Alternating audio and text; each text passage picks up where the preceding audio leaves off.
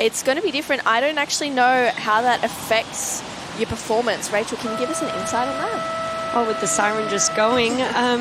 Yeah, the leg rope or the leash is an interesting one. We wouldn't have seen anyone riding them, using them in the first couple of days because it was small, and even if you did lose your board, it was just only a quick swim. And I think here there's a couple of different reasons why they probably have chosen to wear them today. One, it looks like the conditions are a bit bigger, so they're sitting farther out. Chloe out of Brazil has been the runner-up to the world title a couple of times. Back in 2016, she came really close to beating Tori Gilkerson in the women's final, and she's now up and riding. Opting to go on her forehand for that first opening nose ride and grabs the rail for a stylish little drive through that section. Beautiful cutback. Nice use of the footwork. And she's going to look for this little reform on the inside, which is definitely different than what we've seen in the earlier rounds of competition for the longboarding opening days. And a good use of footwork, a nice bit of control as she comes in for the finish and gets that first wave underway, True. Let's have a look at last of Chloe's here. She just walks straight up to the nose, goes for a 5 there. And she just kind of grabs her rail there to stay nice and controlled over a board, and she'll bring this one around really nicely for Chloe. And as you mentioned, Shannon, finding this inside connection, which is pretty interesting. We haven't seen too many inside connections. It looks like Chloe may be actually on that very first. As she gets a nice locked-in hang 5 to start off. Gets into that middle third of the board just to trim her way back. Uses that tail and engages, but unfortunately just bites the side of her rail, Rachel, there, and goes down. True, talk us through this replay.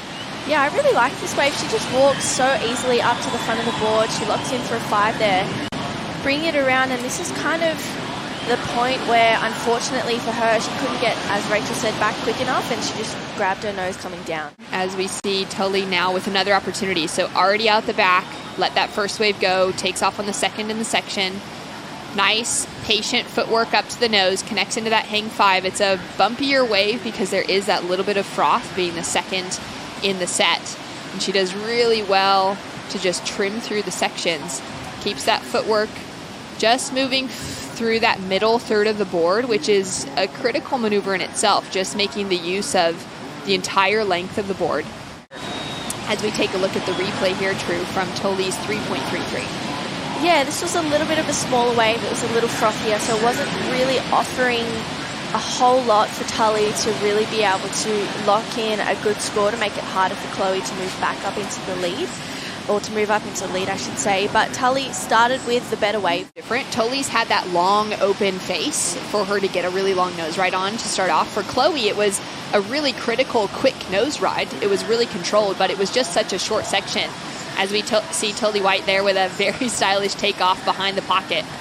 She's now just using that footwork through the middle third. Footwork is part of the criteria, part of what the judges are paying close attention to, is those clean cross steps back and forth. And it not only looks good, Rachel, but it's extremely functional in keeping that flow within a ride like that. Down to 16 minutes, 30 seconds on the clock. Tully White with a huge nose ride to start off on a massive section. She pedals back just in time to not nosedive on the finish. She's going to hang on to this and maybe look for that little link up for the reform on the inside. And on a longboard, it's so much easier to do than on a shortboard to just cut through these sections. She's now going to have that little wall standing up for her. Will she be able to get back to the nose? It's not going to open up one more time, but that was some pretty critical commitment on the outside section. The White in before she paddled out. Let's have a look at the replay here. Just going straight to the nose. She locks in nicely and just, as you mentioned, pedals back just in time so that she doesn't catch the nose there. That was a really nice ride for Tully White. She tries to get this inside connection here, but unfortunately this wave just not really offering too much, and she can't quite get another nose ride to finish. It's really exciting. Oh, as we see Chloe paddling. All right, so Chloe sat with priority for a long time. She opened up with that 5.6, and now she goes down on that nose ride. That's unfortunate because it'll go through incomplete for that opening maneuver. She'll now need to reset. And we're back for the GWM Sydney Surf Pro. The World Longboard Tour is currently in the lineup with the women's semifinals underway. In the local, Tully White charges a massive section.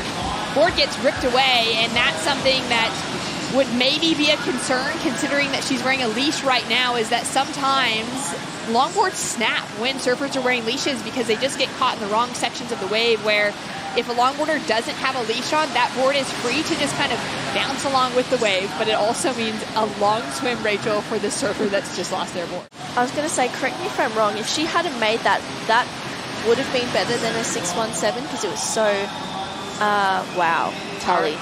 Finding a great looking wave. Oh, just mistimes that kind of float to finish on the inside section, which is a great ending maneuver if she can connect the dots. She's just going to take a quick moment there to get that board up and over.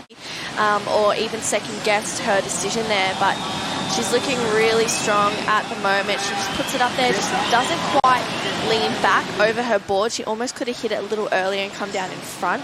Chloe Calmon still sitting with priority with only a couple of throwaway scores to back up her opener, but Tully finding another line on the paddle back out. Trimming through this section. Got some nice footwork in there. She's staying really smooth and in control. But it looks like Tully and Chloe are having a paddle in this one. Chloe currently has priority. She's going to have a look here. Lining herself up. Still looking to go on her forehand. The goofy foot now. Nice steps up to nose. Gets that locked in hang 10. That's the first hang 10 we've seen of the women's opening semifinal as well. Connects through for that second hang 5 and gets that nice roller coaster finish for a complete wave. She's going to stick with this one and just find that trim line to connect with on the inside. Goes for that cross step cut back as well to throw in a little bit of variety. Now falls through on the finishing section, but got the job done, Rachel, on the outside. Yeah, wow, that is the wave that she's been looking for this whole time. And she was able to hang on the nose and get that hang time and even get that hang 10 there. And really in our longboard criteria, it's not just about the nose rides, it's about the full picture. So we saw her get that off the top at the end and give a really well-rounded wave to the judges. And as she milks it through the inside, she taps it then at the end. I think we will see this be the best score of the heat. Why would that be? Because of the variety and the control she was able to demonstrate? Yeah, absolutely. And the fact that she was able to hold on the nose a bit longer, get that hang 10, get that a couple of times. And it's the first wave where we really have seen multiple complete maneuvers and linking throughout that in its entirety. Love seeing that she's able to connect those nose rides through that slow motion, just finding that little lip line to finish with there. Competitors in the lineup as she's up and riding there again, just gets hung up on that section. Tully White now answering back. She's chasing down a 7.44 to take the leading position away into the finals here at home for the local. Got that nose ride to start off. Now nice control in that back third of the board. Setting herself up through the inside where she's got that closeout. She's now going to look for that inside reform, and hopefully it'll open up for her to get another tap to the nose. Beautiful use of the footwork, great control. Can't quite find that little trim line. Yeah, those are definitely the board-breaking moments with a longboard with over 9 feet of fiberglass to deal with. Let's talk through this replay. Rachel, what are your thoughts on this last of Tully? Yeah, I think you can see that her board actually, this is a good example that she doesn't have as much rocker in her board. She would have been looking at excellent scores herself, and now with 10 seconds on the clock, she has an opportunity. She's going to be up and standing before the buzzer sounds, and she's chasing a 7.44 for the local to get the advancing position into the finals here at her home beach. And unfortunately, the pressure gets to her. She goes down after those opening nose rides. Incredible performance from both winners. Oh, man. Incredible comeback from Chloe Calmon, finding that 8-point ride. For Tully White, it locked in as a 5.83. Had she been able to finish that ride, it very likely would have been the score that she was requiring.